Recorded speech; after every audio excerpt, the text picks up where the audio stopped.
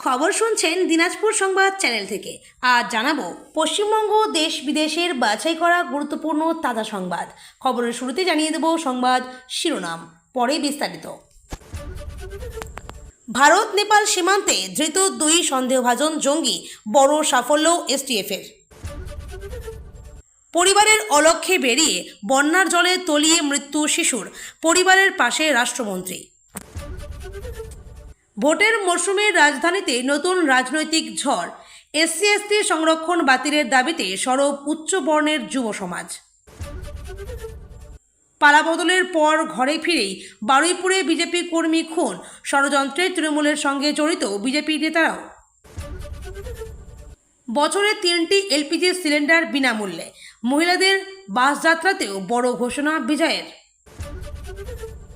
বাধারঘাট থেকে কুখ্যাত দুষ্কৃতী গ্রেপ্তার। কর্ণাটকে এসআইআরের প্রথম পর্বেই 1.08 কোটি ভোটারের নাম বাদের সুপারিশ, পশ্চিমবঙ্গের প্রায় দ্বিগুণ। তুরস্ক থেকে গোপন অস্ত্র আসছে পাকিস্তানে। রাওয়ালপিন্ডিতে কিসের প্রস্তুতি?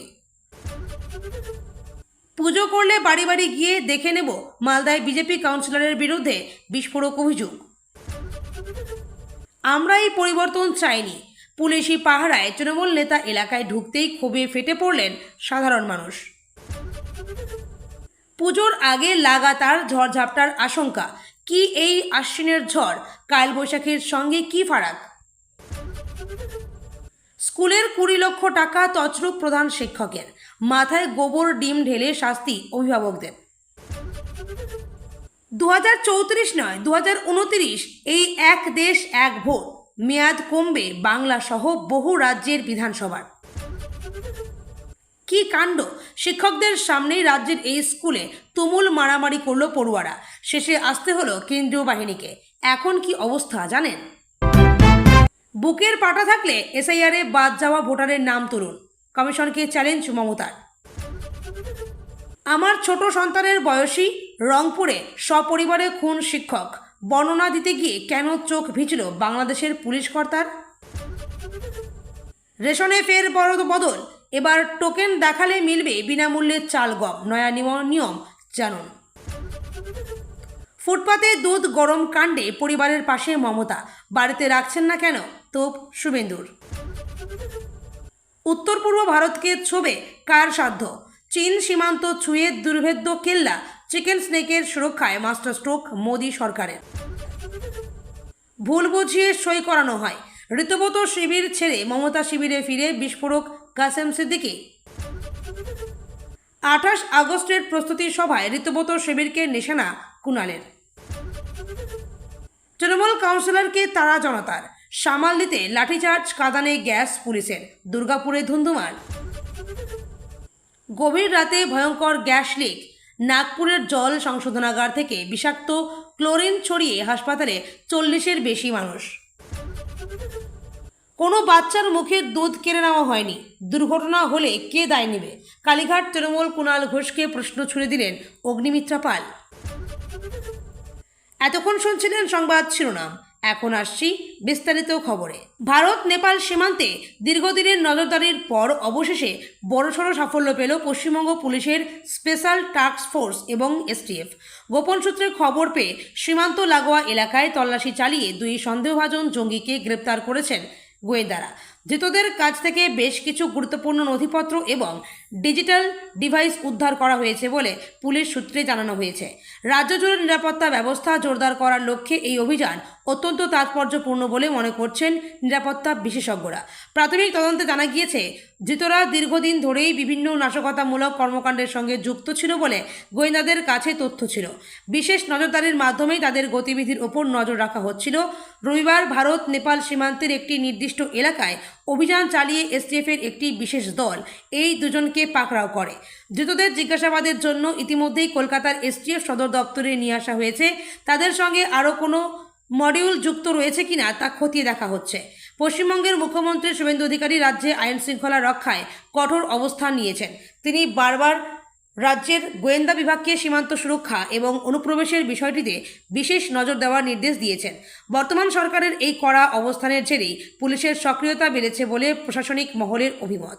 সাবেক মুখ্যমন্ত্রী মমতা বন্দ্যোপাধ্যায়ের জামানায় যে ধরনের দুর্বল নজরদারির অভিযোগ উঠত তা কাটিয়ে বর্তমান প্রশাসন এখন সন্ত্রাসবাদ দমনে জিরো টলারেন্স নীতি গ্রহণ করেছে। ক্ষমতাসীন দল বিজেপির পক্ষ থেকে এই সাফল্যকে রাজ্য পুলিশের সাহসিকতার প্রতীক হিসেবে তুলে ধরা হয়েছে। অন্যদিকে বিরোধী দল তৃণমূল কংগ্রেসের পক্ষ থেকে এই ঘটনার প্রেক্ষিতে কোনো নির্দিষ্ট প্রতিক্রিয়া পাওয়া যায়নি। গোয়েন্দা সূত্রের খবর, ধৃতদের কাছ থেকে পাওয়া তথ্যের ভিত্তিতে পরবর্তী বড় অভিযানের পরিকল্পনা করা হচ্ছে। তাদের মোবাইল ফোন এবং অন্যান্য গ্যাজেট ফরেনসিক পরীক্ষার জন্য পাঠানো হয়েছে। সীমান্ত এলাকায় থাকা সিসিটিভি ফুটেজ এবং গত কয়েক সপ্তাহে যাতায়াতের রেকর্ড খতিয়ে দেখছেন গোয়েন্দারা। তাদের ঠিক কী ধরনের নাশকতার পরিকল্পনা ছিল এবং তাদের সাথে কোন নিষিদ্ধ সংগঠনের সরাসরি যোগাযোগ রয়েছে তা জানার জন্য মরিয়া তদন্তকারীরা। সংশ্লিষ্ট মহলের ধারণা, ধৃতদের জেরা করলে আরও অনেক চাঞ্চল্যকর তথ্য বেরিয়ে আসতে পারে। উল্লেখ্য যে পশ্চিমবঙ্গ বর্তমানে সীমান্ত নিরাপত্তা নিশ্চিত করতে কেন্দ্র ও রাজ্যের মধ্যে সমন্বয় বাড়িয়েছে। রাজ্যের স্বরাষ্ট্র দপ্তর সূত্রের খবর, ধৃতদের বিরুদ্ধে একাধিক ধারায় মামলা রুজু করা হয়েছে। তাদের আদালতে পেশ করে নিজেদের হেফাজতে নেওয়ার প্রক্রিয়া চলছে। ভারত নেপাল সীমান্ত বর্তমান সময়ে বিভিন্ন অপরাধী চক্রের নিরাপদ আশ্রয়স্থল হয়ে ওঠার আশঙ্কা ছিল, কিন্তু এসটিএফের এই সফল অপারেশনের ফলে অপরাধীদের মধ্যে ব্যাপক চাঞ্চল্য তৈরি হয়েছে। আগামী দিনে সীমান্তে নজরদারি আরও বাড়ানো হবে বলে পুলিশের পক্ষ থেকে জানানো হয়েছে। এই পুরো ঘটনা তদন্তে আর কারা জড়িত রয়েছে এবং তাদের আন্ডারগ্রাউন্ড নেটওয়ার্ক কোথায় কোথায় ছড়িয়ে রয়েছে তা খুঁজে বের করাই এখন এসটিএফের প্রধান চ্যালেঞ্জ। ধৃতদের পরিচয় বা তাদের নির্দিষ্ট কোনো জঙ্গি সংগঠনের সঙ্গে যোগসূত্র রয়েছে সেই সংক্রান্ত বিশদ তথ্য বর্তমানে আনুষ্ঠানিকভাবে প্রকাশ করা হয়নি। গোয়েন্দা স্বার্থে তদন্তের এই পর্যায়ে গোপনীয়তা বজায় রাখা হচ্ছে বলে জানা গেছে। তবে বড় কোনো নাশকতার ছক যে ভেসে দেওয়া গেছে সে বিষয়ে নিশ্চিত গোয়েন্দা আধিকারিকরা। রাজ্যের নিরাপত্তা ব্যবস্থাকে আরও সুদৃঢ় করতে সরকারের পক্ষ থেকে সব ধরনের সাহায্যের আশ্বাস দেওয়া হয়েছে। সাধারণ মানুষের কাছেও আর্জি জানানো হয়েছে যাতে যে কোনো সন্দেহজনক গতিবিধি নজরে এলে তারা স্থানীয় প্রশাসনকে দ্রুত অবহিত করেন। প্রবল বৃষ্টিতে প্লাবিত পূর্ব মেদিনীপুরের পটাশপুরের একাধিক জায়গা। সেই জমা জলে ডুবে মৃত্যু হলো এক শিশুর। বাড়ি থেকে বেশ কিছুটা দূরে ওই দেহ মিলেছে। ঘটনায় শোকের ছায়া এলাকায়। ভগবানপুরের বিধায়ক তথা রাজ্যের রাষ্ট্রমন্ত্রী শান্তনু প্রামাণিক ওই পরিবারের পাশে দাঁড়িয়েছেন। ঘটনায় শোক প্রকাশ করেছেন তিনি। নিম্নচাপের ভারী বৃষ্টি দিন কয়েক আগে দেখা গিয়েছিল কলকাতা সহ দক্ষিণবঙ্গে। কলকাতা, হাওড়া সহ দক্ষিণবঙ্গের একাধিক জায়গা জলমগ্ন হয়েছে। আরামবাগ সহ পূর্ব মেদিনীপুরের একাধিক জায়গা বন্যা কবলিত। পটাশপুরের একাধিক জায়গাও জলে ডুবে। এবার ওই এলাকাতেই ডুবল মর্মান্তিক ঘটনা। বন্যার জলে ডুবে মৃত্যু হলো 4 বছরের এক শিশুর। ঘটনায় শোকের ছায়া পটাশপুর 1 নম্বর ব্লকের মকরামপুরের গাবডাঙ্গর গ্রামে। টানা বৃষ্টিতে ওই এলাকার একাধিক গ্রাম জলমগ্ন। বন্যা পরিস্থিতির ক্রমে উন্নতি হলেও ওই ব্লকের বেশ কিছু গ্রাম এখনও জলমগ্ন হয়ে রয়েছে। স্থানীয় সূত্রে জানা গিয়েছে, গতকাল রবিবার শিশুটি এদিন পরিবারের সকলের অলক্ষ্যে বাড়ি থেকে বেরিয়ে যায়। বেশ কিছু সময় পরে শিশুটির খোঁজ শুরু হয়। পরিবারের লোকজন, প্রতিবেশীরা এলাকায় রীতিমতো খানা তল্লাশি চালায়।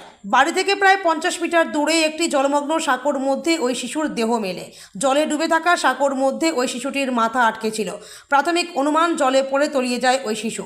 বাঁশের ওই সাঁকোতে আটকে যায় সে। মৃতদেহ উদ্ধার হতেই কান্নার রোল ওঠে বাড়িতে। আজ সোমবার ওই বাড়িতে যান ভগবানপুরের বিধায়ক তথা রাজ্যের রাষ্ট্রমন্ত্রী শান্তনু প্রামাণিক। ঘটনায় গভীর শোক প্রকাশ করেছেন তিনি। সমব্যথী হয়ে ওই পরিবারের পাশে থাকার আশ্বাসও দিয়েছেন। সরকারি চাকরি ও শিক্ষায় তফসিলি জাতি, উপজাতি ও ওবিসি সংরক্ষণ বাতিলের দাবিতে রাজধানী দিল্লিতে তীব্র হচ্ছে আন্দোলন। শনি ও রবিবার কনপ্লেস থেকে যন্তর মন্তর অভিমুখী মিছিলে উত্তাল হয়ে ওঠে জাতীয় রাজধানী, যা বিগত দিনে নেট দুনিয়ায় চর্চিত ককরোচ জনতা পার্টির নিট বিরোধী আন্দোলনের স্মৃতি ফিরিয়ে এনেছে। দিল্লিতে চলা এই আন্দোলনের নেপথ্যে রয়েছে মূলত উত্তরপ্রদেশ থেকে আসা উচ্চবর্ণের তরুণ তরুণীরা। আন্দোলনকারীদের অন্যতম মুখ হর্ষ দুবের দাবি, রাজ্যে বর্তমান সংরক্ষণ ব্যবস্থা বাতিল করতে হবে। এই বিক্ষোভের জেরে রাজনৈতিক মহলে শুরু হয়েছে তীব্র শোরগোল। পরিস্থিতির গুরুত্ব বুঝে তড়িঘড়ি আসরে নেমেছে রাজ্য সরকার। উত্তরপ্রদেশের উপমুখ্যমন্ত্রী ব্রজেশ মিশ্র আন্দোলনকারীদের আলোচনার জন্য ডেকে পাঠিয়েছেন। এদিকে আর মাত্র কয়েক মাস পরেই রাজ্যে বিধানসভা নির্বাচন। এমন এক স্পর্শকাতর সময়ে এই আন্দোলন নতুন মাত্রা যোগ করেছে। একদিকে সমাজবাদী পার্টির প্রধান অখিলেশ যাদব লখনৌয়ে ব্রাহ্মণ সম্মেলন করে বিজেপির উচ্চবর্ণের ভোট ব্যাংকে থাবা বসানোর কৌশল নিচ্ছেন। অন্যদিকে দিল্লির এই আন্দোলন শাসক শিবিরের কপালে চিন্তার ভাঁজ ফেলেছে। অতীতে 2018 সালের মধ্যপ্রদেশ, ছত্তিশগড় ও রাজস্থান নির্বাচনের আগে উচ্চবর্ণের সংরক্ষণ বিরোধিতার জেরে ভোট বাক্সে বড় ধরনের প্রভাব পড়েছিল। ফলে বর্তমান পরিস্থিতিতে বিজেপির উচ্চবর্ণের ভোট ব্যাংক এবং অখণ্ড হিন্দু সমাজ গড়ার স্লোগান কতটা সুরক্ষিত থাকে সেদিকেই নজর রাজনৈতিক বিশ্লেষকদের। আসন্ন নির্বাচন সংক্রান্ত যে কোনো আপডেট, ভোটার তালিকা বা তথ্যের জন্য আপনি ভারতের নির্বাচন কমিশন অথবা রাজ্যের মুখ্য নির্বাচনী অফিসারের পোর্টাল দেখতে পারেন। পালাবদলের রাজ্যে খুন হয়ে গেলেন বিজেপি কর্মী। ঘটনা বারুইপুরের। নৃশংসভাবে খুন হলেন বিজেপি কর্মী। কার্যত স্ত্রীর সামনেই বাপি প্রামাণিককে কুপিয়ে খুন করা হয় তাকে, এমনটাই অভিযোগ পরিবারের। মৃতের পরিবারের অভিযোগ, ওই ঘটনার পেছনে রয়েছে তৃণমূলের ষড়যন্ত্র। আবার স্থানীয় এক বিজেপি কর্মী দাবি করেছেন তৃণমূলের সঙ্গে ষড়যন্ত্র করে খুন করিয়েছেন বিজেপি নেতা সুজন মণ্ডল। তার দাবি, এই ঘটনায় স্থানীয় বিজেপি নেতাও জড়িয়েছে। তৃণমূলের কর্মীদের সঙ্গে যোগাযোগ রাখত বিজেপি নেতা সুজন মণ্ডল। তার প্রতিবাদ করেছিলেন বাপি প্রামাণিক, তাই খুন। অভিযোগ মৃতের পরিবারেরও। পরিবার সূত্রে খবর, বাপি প্রামাণিক বহু বছর ধরেই বিজেপি করেন আর বিজেপির কর্মী বলেই গত 18 বছর এলাকা ছাড়া ছিলেন। তৃণমূলের ভয়ে বাড়ি ফিরতে পারতেন না। পালাবদলের পর ফিরে এসেছিলেন পরিবারের কাছে। পরিবারের দাবি, রবিবার রাতে তাকে বাড়ি থেকে ডেকে নিয়ে যাওয়া হয়। তখন তার সঙ্গে ছিলেন তার স্ত্রীও। অভিযোগ, কার্যত স্ত্রীর সামনে থেকে টেনে হিঁচড়ে নিয়ে যাওয়া হয় বিজেপি কর্মীকে। খানিক দূরেই তার ওপর ধারালো অস্ত্র নিয়ে হামলা করা হয়। মৃতের স্ত্রী পুতুল প্রামাণিক জানিয়েছেন, ঘটনার আগে তার স্বামীর কাছে একাধিক ফোন আসে। স্বামী জানান, বলল খানিকটা যাব আর চলে আসব। বাড়ি থেকে কিছুটা এগোলেই খুন করা হয় তাকে। স্ত্রীর বক্তব্য, বিজেপি করতেন বলেই 18 বছর বাইরে ছিলেন, 3 মাস হলো ফিরেছেন। বিজেপি ভোটে জেতার পরে গ্রামে ফেরেন তারা। তারপরে এই ঘটনা। মৃতের মেয়ের দাবি, তারা বারবার বাবাকে রাজনীতিতে জড়াতে মানা করতেন। হাসপাতালে নিয়ে গেলে তাকে মৃত বলে ঘোষণা করেন চিকিৎসকরা। ঘটনায় বারুইপুর থানায় অভিযোগ দায়ের করা হয়েছে। তৃণমূলের বিরুদ্ধে অভিযোগ করেছে পরিবার। ঘটনায় আটক করা হয়েছে কয়েকজনকে। এবার এই খুনের পিছনে তারা তৃণমূলের লোকজন নাকি বিজেপির বিরুদ্ধ গোষ্ঠী খতিয়ে দেখছে পুলিশ। খুনের মোটিভ সম্পর্কেও দ্বন্দ্ব রয়েছে। এটি কি কোনো রাজনৈতিক খুন নাকি কোনো ব্যক্তিগত আক্রোশের ফল, তদন্ত চলছে। এদিকে পরিবারের মানুষের হাহাকার। একদিকে যখন রাজ্যের মুখ্যমন্ত্রী শুভেন্দু অধিকারী সহিংসু হতে চলেছেন, বিজেপি কর্মীদের হানাহানি থেকে বিরত থাকতে বলেছেন, সেখানে বিজেপির কর্মীরাই খুন হয়ে যাচ্ছে। তামিলনাড়ুতে বড়সড় জনকল্যাণমূলক ঘোষণা মুখ্যমন্ত্রী সি জোসেফ বিজয়ের। বছরে 2.5 লক্ষ টাকা পর্যন্ত আয় করা পরিবারগুলিকে বছরে 3টি রান্নার গ্যাসের সিলিন্ডারের খরচ সরাসরি ব্যাংক অ্যাকাউন্টে ফেরত দেওয়ার সিদ্ধান্ত নিয়েছে তার সরকার। অন্নপূর্ণা সুপার 6 প্রকল্পের প্রথম ধাপে প্রায় 1.30 কোটি পরিবার উপকৃত হবে। 2027 সালের পোঙ্গল থেকে এই প্রকল্প চালু হবে এবং এর জন্য বছরে প্রায় 4,000 কোটি টাকা বরাদ্দ করা হয়েছে। তামিলনাড়ু বিধানসভায় সোমবার নিয়ম 110-এর অধীনে একাধিক ঘোষণা করেন বিজয়। তার সরকারের এই সিদ্ধান্তকে রান্নার গ্যাসের বাড়তি খরচে সাধারণ মানুষের আর্থিক বোঝা কমানোর পদক্ষেপ হিসেবেই তুলে ধরা হয়েছে। যোগ্য পরিবারগুলি প্রথমে এলপিজি সিলিন্ডার কিনবে, এরপর সেই সিলিন্ডারের খরচের সমপরিমাণ অর্থ নির্দিষ্ট প্রক্রিয়া উপভোক্তার ব্যাংক অ্যাকাউন্টে জমা পড়বে। এই প্রকল্পের আওতায় বার্ষিক 2.5 লক্ষ টাকা পর্যন্ত আয় করা পরিবারের পাশাপাশি অর্থনৈতিকভাবে পিছিয়ে থাকা মানুষ, ক্ষুদ্র ও প্রান্তিক কৃষক পরিবার এবং প্রতিবন্ধী সদস্য থাকা পরিবারগুলিকেও অন্তর্ভুক্ত করা হবে বলে সরকারি ঘোষণায় জানানো হয়েছে। প্রায় 1,30,16,000 পরিবার এই সুবিধার আওতায় আসতে পারে। নির্বাচনের আগে বিজয়ের দল তামিলাগা ভেত্রে কাজগাম প্রতি পরিবারকে বছরে 6টি এলপিজি সিলিন্ডার দেওয়ার প্রতিশ্রুতি দিয়েছিল।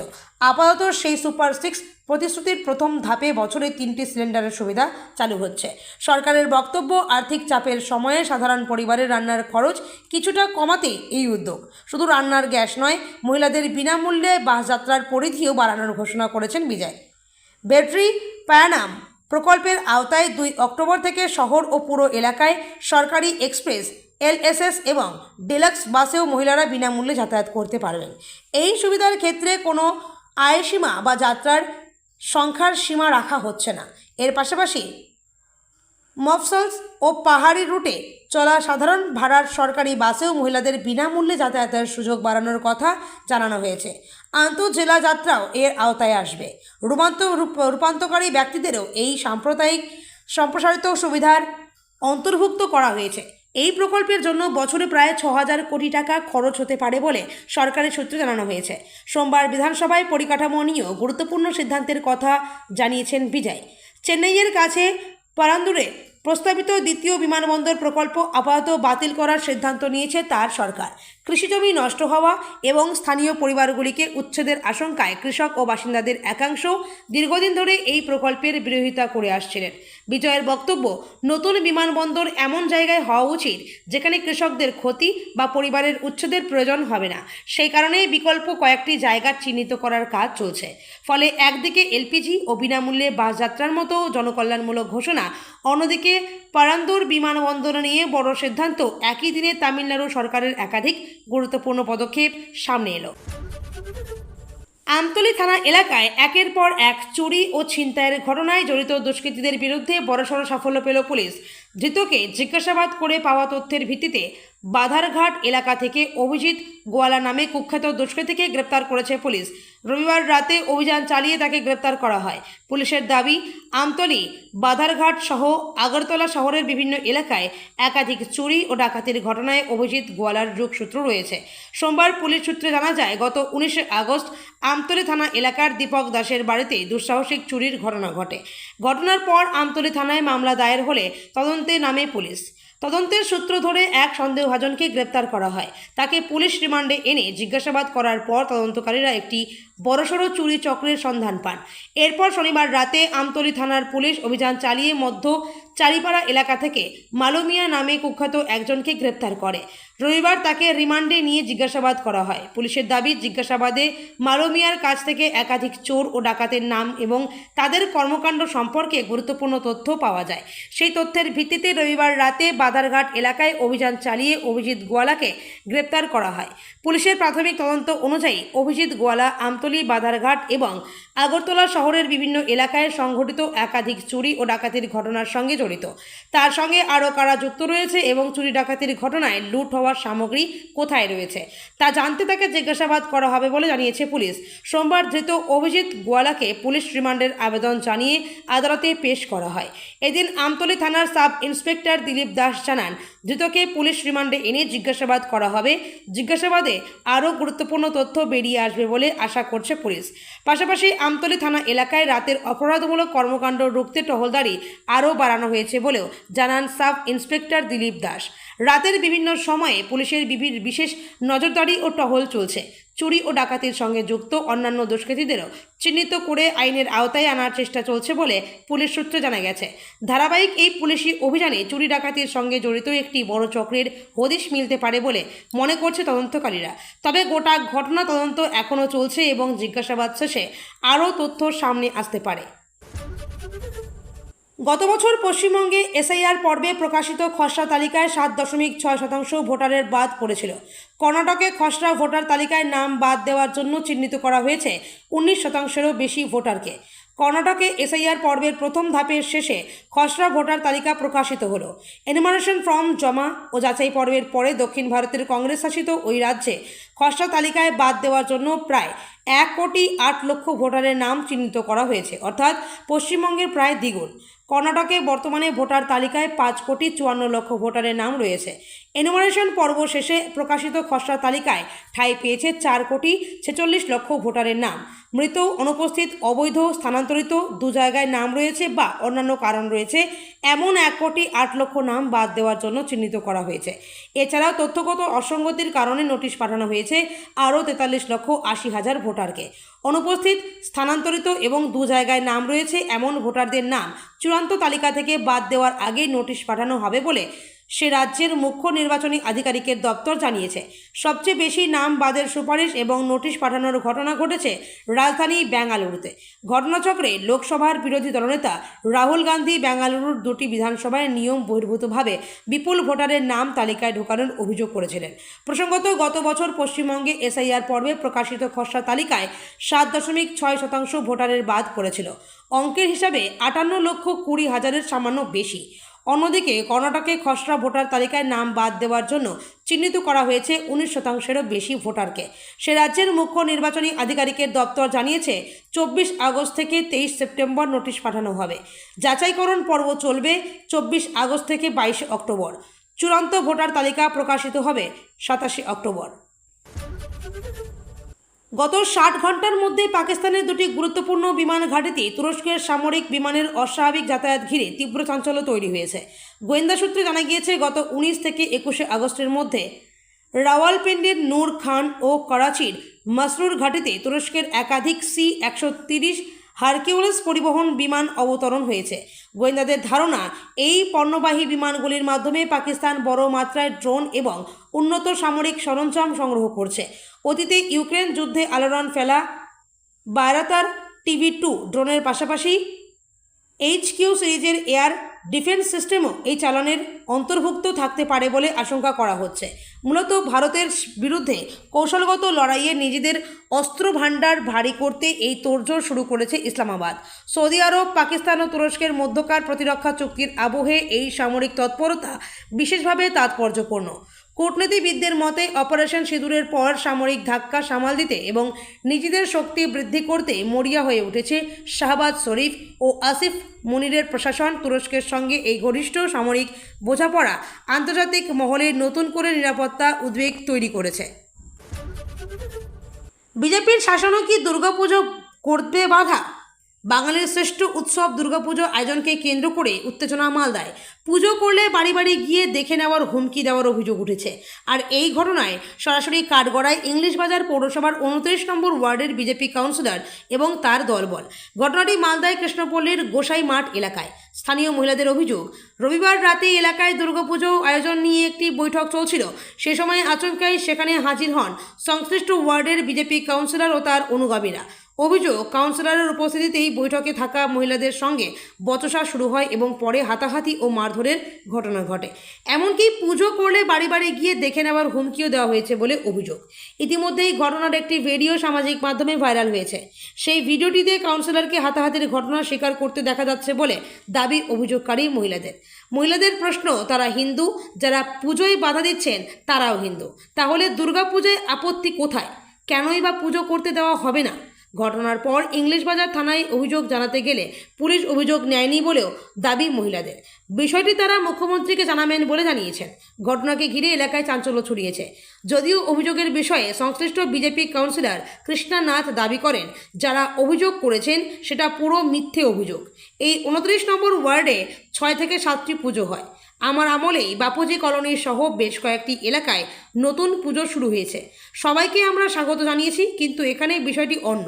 এখানে কিছু সিপিএমের লোক সমাজকে বিভক্ত করে শাসন চালু করতে চাইছে। এখানে 50 মিটারের মধ্যে শতাধিক প্রাচীন একটি পুজো হয়। এই নবকৃষ্ণ পল্লীর মানুষজনই আমাকে লিখিত আকারে জানিয়েছিল, এখানে আরও একটি পুজো হলে ভালো হয়।